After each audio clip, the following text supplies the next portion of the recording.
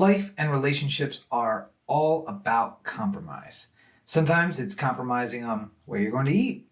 Sometimes it's wearing a shirt that you really don't want to wear, but because your significant other really likes it.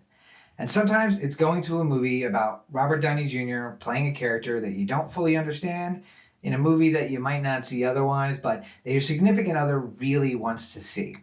Well, that happened to me, and I compromised and went and saw Dolittle, this week's movie on the Everyman Movie review.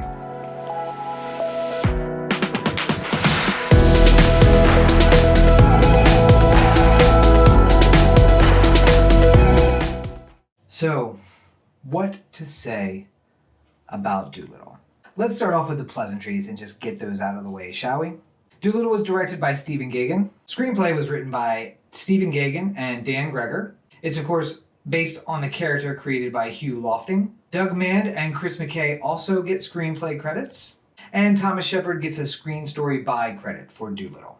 Now, with a budget of $175 million and a current worldwide gross of just under $100 million, I'm not sure any of those guys want to take credit for writing Dolittle. I'm not sure I would take credit for writing Dolittle, but I went and saw it, so here we are doing a review of it. Again, what to say about Dolittle? Listen, it's a kid's movie, and I go in there with maybe the Fast and the Furious type rule, but a kid's version where it may not make all the sense in the world. Does it make kid sense? That's what we're really looking for. And is it entertaining? Maybe not necessarily for adults, but for kids, there's another test. So we're going to apply a bit of the Fast and the Furious test, kids version, to Dolittle. I'll say that the early first act of the movie wasn't very confusing at all. It kind of sets up the whole story. Hey, this is Dolittle. He was a doctor. He figured out he could speak to animals. He married a beautiful woman, and they started building a life together on a nature reserve where all the animals lived with him. And then one day she went away on a trip, and she never came back, and he got very sad. And then let's kick into the story itself. And then we meet Robert Downey Jr.'s Dolittle, who is very confusing. I didn't understand the accent he was using. I didn't understand his personality, really. I wasn't really sure anything about the character of Dolittle. In fact, I think I understood some of the animals better than I did Dolittle. Does that mean I'm like the next Dr. Dolittle? If I understand the animals better than the human? There was nothing kind of redeeming to push the first act through. And I get that, we got to set it up, we got to get to the universe and then kind of get going on this adventure. But it seemed just kind of like a comedy of accidents and errors that gets us moving forward. Again, using the kind of the kids rule that would it make sense to a kid? Sure, this happens, and then that happens, and then they meet, and then all of these things just happen to occur at the same time, which leads all of these people down the road on the same adventure.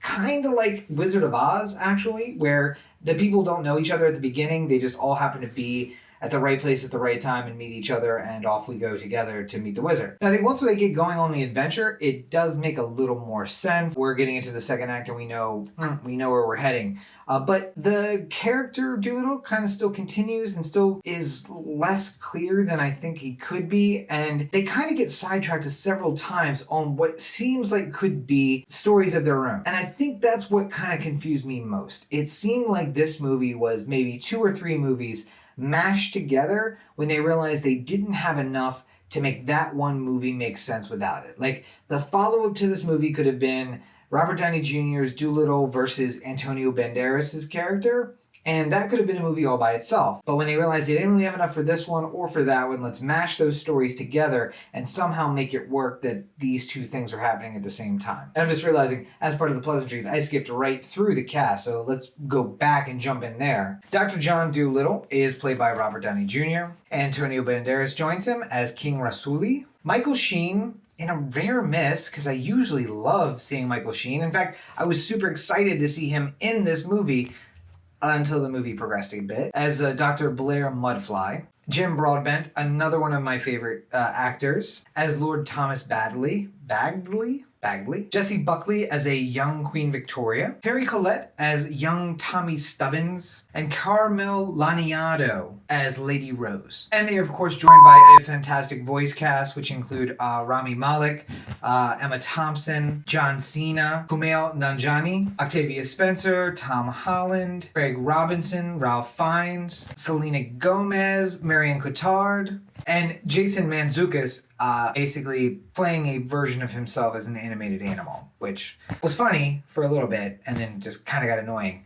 Kind of the same way that Jason Mantzoukas does in any of his characters, really. But I felt like this movie had everything, right? It had a star-studded cast, including the voice actors.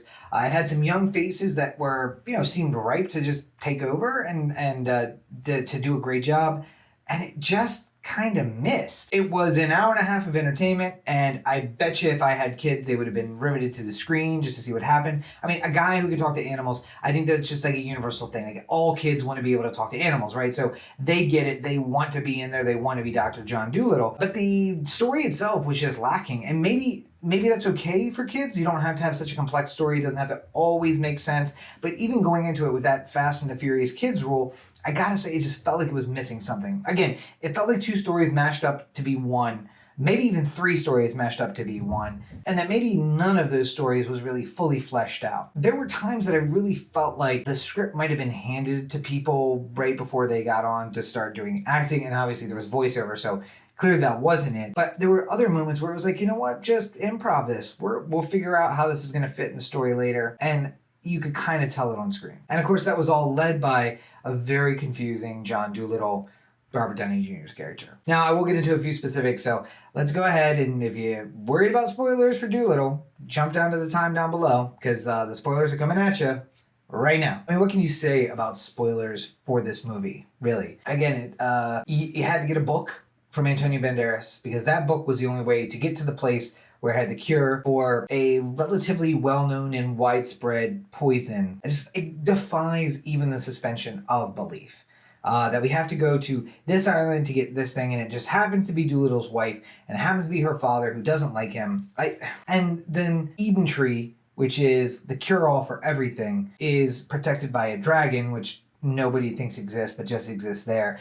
And this kind of like unnecessarily dirty-ish funny scene where Dolittle is pulling armor out of the dragon. Like, that was just like the topping on the cake. I was like, all right, okay. And I'm not going to say that I didn't laugh at some of this stuff. Like, it is childish kind of humor that made me laugh. Overall, it's just like, where are we even going with this? Then even at the very end where it's like, oh, she's dying. And we have to have this like little battle scene in the bedroom where Tommy Stubbins slides underneath everyone and he throws in the seed and he squeezes it.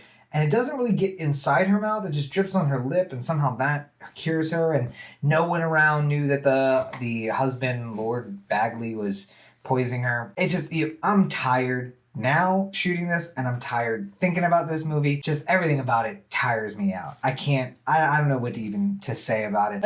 I imagine that most people are still watching this because who cares about spoilers about Dolittle, right? But like, the boat gets sunk. Mudfly, played by Sheen, is tracking them across the ocean somehow. They find out where he's going somehow, even though earlier in the movie he just basically uses a whale to pull away from them at incredible speed. How did he find him? Who knows? And then they blow up the boat, and yet somehow they get another boat to go. It just so happens that they have this rickety old boat, and everyone learns a lesson. The kid wasn't even supposed to be there today, but they leave him behind, and then the giraffe and the fox, which have some kind of relationship going on, which I don't understand either, help him get on the boat, and he jumps off the bridge.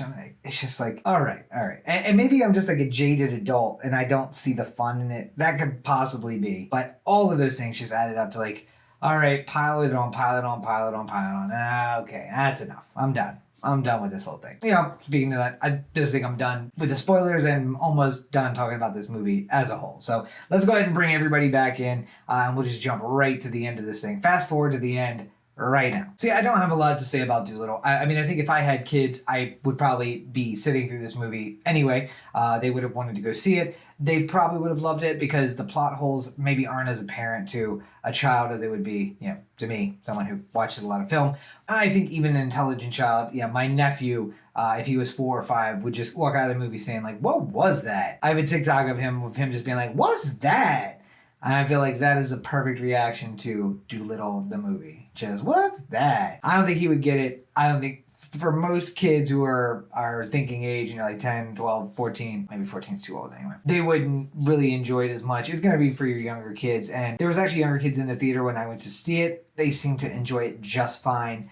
Even though I was just like, oh, come on, every time something happened. Hopefully I didn't ruin it for them and their love of movies. Probably be more present and think about that. But listen, if you have little kids, I mean, let's go through questions. If you like complex cinema, if you like most of the movies I talk about, any of those things, you're not going to like it, probably. It's not really going to be for you.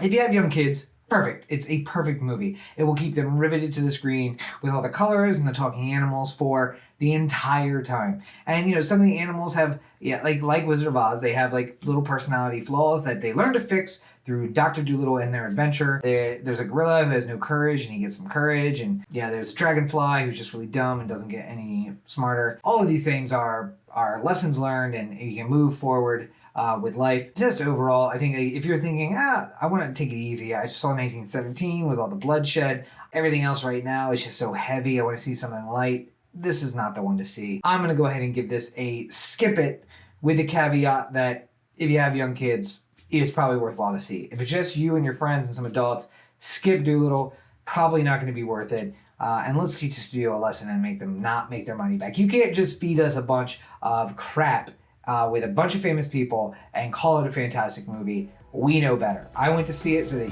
you don't have to.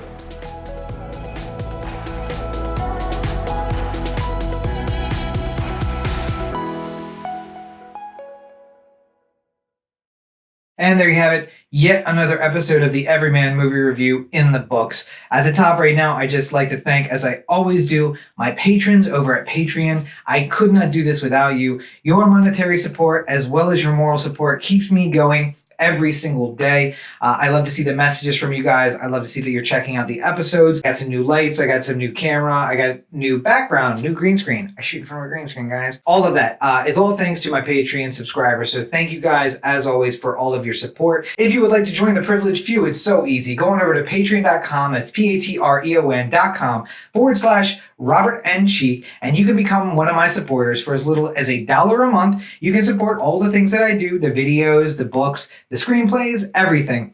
And you can become part of the show, if you will. You'll get thanks in all of the books. You'll get thanks in my videos like I'm doing right now. And of course, you'll get my thanks personally whenever I get the opportunity. So go on over to patreon.com, patreon.com/Robert N. Cheek, and join us there. Of course, don't forget that Everyman Movie Review is now available on social media. So come on over and check us out. It's Everyman Movie Reviews on Instagram and Facebook, and Everyman Movie on Twitter. I'll update with every single episode as it goes up, so you're not going to want to miss that. And you'll get a couple of other updates in between, some highlights from episodes, some behind the scenes stuff, and just generally me finding interesting stuff and posting it. So come on over and be a part of our online community. You can of course find me on social media at Robert N. Cheek on all your social media platforms. That's on Twitter and Instagram and Facebook and Snapchat and Tumblr and everywhere at Robert N. Cheek. Go and follow me and you'll get all of the updates that you could ever want, and in fact some that you don't even want to see, all over there on social media. And if you can't get enough of me, because why would you? I, in fact, do a weekly podcast with my buddy Corey over at Oh The Anthem. So go subscribe to that. It's at ohtheanthem.com, at Oh The Anthem on all your social media. We do a new episode every single week for the last 300 plus weeks. It's new content all the time, and it's all available on YouTube and over at anchor.fm/Oh The Anthem. Videos of these reviews are, of course, available on YouTube, youtube.com/Rob Cheek. They're also available in podcast form at anchor.fm/Everyman Movie Reviews. If you'd like to give me feedback, the best way to do that is to go to anchor.fm/Everyman Movie Reviews/message. It's an easy way to send me a text message or a voice message. I'll include the voice messages in the podcast version of the show, and of course, talk about any comments or questions I have either from the messages or in the video comments below. Finally, I'm always working on new content, so make sure that you subscribe to the YouTube channel, whether it's the Everyman Movie Reviews, which you're watching right now, the Rob Explains Everything, the personal vlogs of my journeys wherever I tend to go, or anything else. You're going to be able to find it all right there. Make sure you subscribe and hit that notification so you know when I upload a new video. So thank you guys for joining me once again. New episodes of this show are going to be up every Thursday with another episode in between, usually Sunday or Monday, but depends on what I see and when I can record. So make sure you join me for the next episode coming up very soon. And until then, have a great week, everybody.